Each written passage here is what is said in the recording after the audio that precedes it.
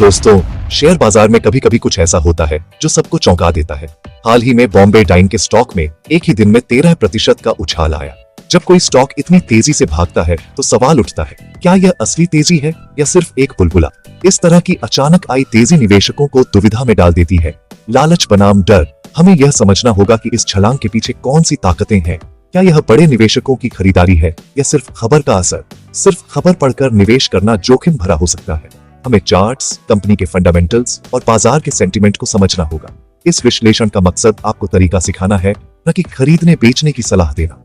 हम बॉम्बे डाइंग को एक केस स्टडी की तरह देखेंगे। Short term charts, long term trend, खबर का असर और छिपे जोखिम। इस यात्रा के अंत तक आप जान पाएंगे कि ऐसी तेजी में निवेशक को कैसे सोचना चाहिए और किन बातों का ध्यान रखना चाहिए। जब किसी स्टॉक में अचानक हलचल होती है तो सबसे पहले उसके छोटे टाइम फ्रेम के चार्ट्स देखें, जैसे 5 मिनट और 15 मिनट।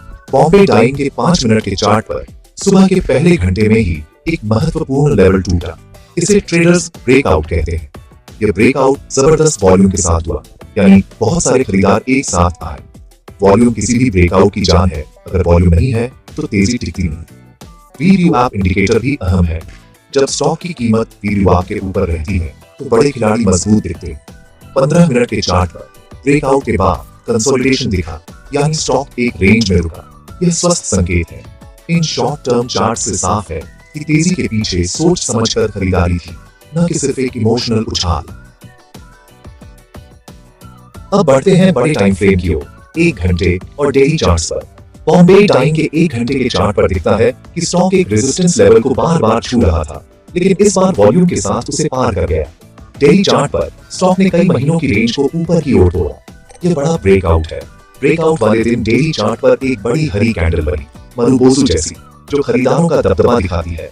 ऐसे ब्रेकआउट के बाद ट्रेडर्स अगले टारगेट के लिए स्विंग हाई या फिबोनाची टूल्स का इस्तेमाल करते हैं। रेजिस्टेंस टूटने के बाद अक्सर रीटेस्ट होता है।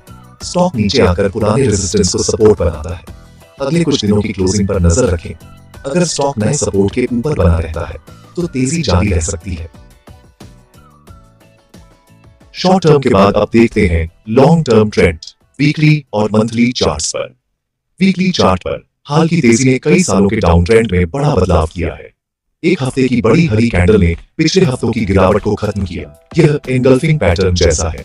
अगर स्टॉक अगले हफ्तों में पुराने हाई को पार करता है तो यह मल्टी ईयर डाउन ट्रेंड के खत्म होने का संकेत हो सकता है। मंथली चार्ट पर स्टॉक लंबे समय से निचले स्तरों पर कंसोलिडेट कर रहा था। यह एक्यूमुलेशन फेज हो सकता है। अगर मंथली ब्रेकआउट कायम रहता है तो यह नई मार्कअप फेज की शुरुआत हो सकती है।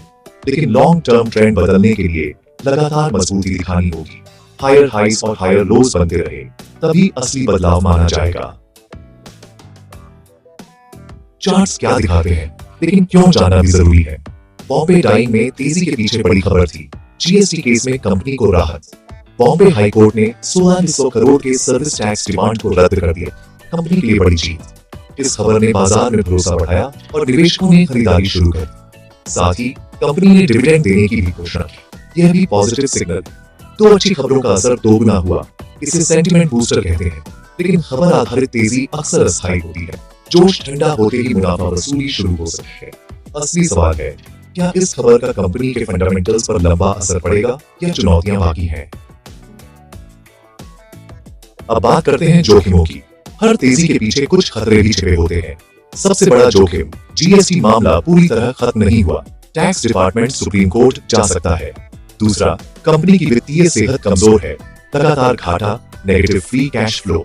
कंपनी जमीन बेचकर पैसा जुटा रही है, लेकिन यह स्थायी हल नहीं। तीसरा जोखिम, प्रॉफिट बुकिंग। तेजी के बाद पुराने निवेशक मुनाफा निकाल सकते हैं, जिससे गिरावट आ सकती है। बॉम्बे डाइंग बहुत वोलेटाइल स्टॉक है। बड़े मूव्स दोनों तरफ आते हैं। ऐसे स्टॉक्स में निवेश से पहले अपनी जोखिम क्षमता जरूर जांचें। सिर्फ तेजी देखकर निवेश न करें। अब सबसे बड़ा सवाल, क्या बॉम्बे डाइंग में निवेश करना चाहिए? इसका जवाब सिर्फ आप खुद दे सकते हैं। हर निवेशक की स्थिति अलग होती है। उम्र, लक्ष्य, जोखिम क्षमता सब अलग। सलाहकार का काम है जानकारी देना, फैसला आपको लेना है। खुद से पूछें, क्या आप उतार चढ़ाव झेल सकते हैं? कंपनी के फंडामेंटल्स समझते हैं? कानूनी मामले उलझे तो क्या करेंगे? आत्मनिर्भर निवेशक बने। टिप्स पर नहीं, अपनी रिसर्च पर भरोसा करें। जब आप खुद रिसर्च करते हैं तो गिरावट में भी घबराते नहीं। बॉम्बे डाइंग को सीखने का मौका माने। टेक्निकल, फंडामेंटल, खबर और रिस्क सब समझें और अपनी चेकलिस्ट बनाएं। यह विश्लेषण सिर्फ शैक्षिक उद्देश्य से है, इसे निवेश सलाह न माने। शेयर बाजार में निवेश जोखिम भरा है, पैसा बढ़ भी सकता है, घट भी सकता है। किसी भी स्टॉक का पिछला प्रदर्शन भविष्य की गारंटी नहीं है। निवेश से पहले हमेशा योग्य वित्तीय सलाहकार से सलाह लें। इस जानकारी की वैधता आज की तारीख तक है, आगे चलकर स्थितियां बदल सकती हैं। जागरूक रहें, सूचित रहें और सुरक्षित निवेश करें। बॉम्बे डाइंग की केस स्टडी से सबसे बड़ा सबक है, सफलतापूर्वक टिप्स से नहीं, सीखने और विश्लेषण से मिलती है। हमें सिर्फ तेजी का जश्न नहीं, उसकी बुनियाद की मजबूती भी परखनी है। ज्ञान को अपनी ताकत बनाएं, चार्ट्स, बैलेंस शीट, इंडस्ट्री सब समझें। निवेश को मैराथन माने, धैर्य रखें, रिसर्च पर भरोसा रखें। इस कहानी से प्रेरणा लें, सीखने की, न कि सिर्फ निवेश की। टिप्स मांगना छोड़ें, सीखना शुरू करें। आपसे बेहतर सलाहकार कोई नहीं।